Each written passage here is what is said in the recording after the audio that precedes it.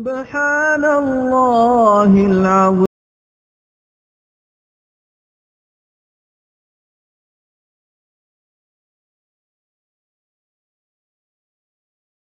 بسم الله الرحمن الرحيم. لا أقسم بيوم القيامة ولا أقسم بالنفس اللوامة. أيحسب الإنسان أن لن نجمع عظامه بلى قادرين على أن نسوي بنانه بل يريد الإنسان ليفجر أمامه يسأل أيان يوم القيامة فإذا برق البصر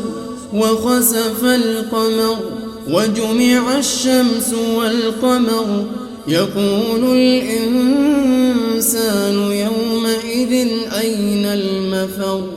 كلا لا وزر إلى ربك يومئذ المستقر ينبأ الإنسان يومئذ بما قدم وأخر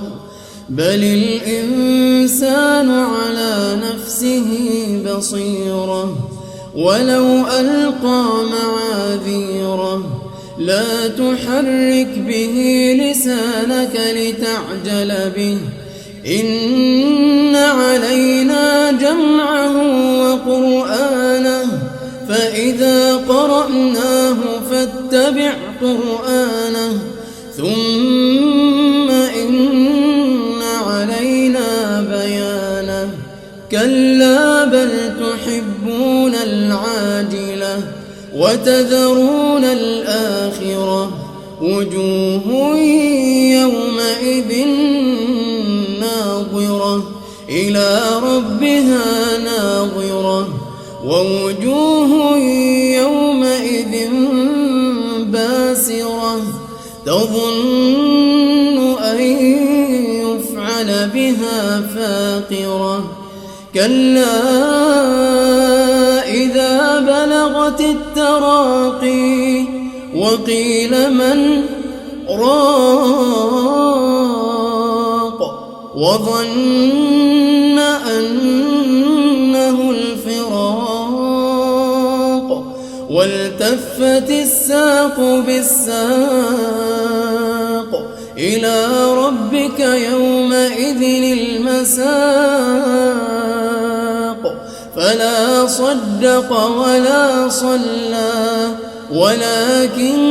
كذب وتولى ثم ذهب إلى أهله يتمطى أولى لك فأولى ثم أولى لك فأولى أيحسب الإنسان أن يترك سدى ألم يك نطفة من مني يمنى ثم كان علقة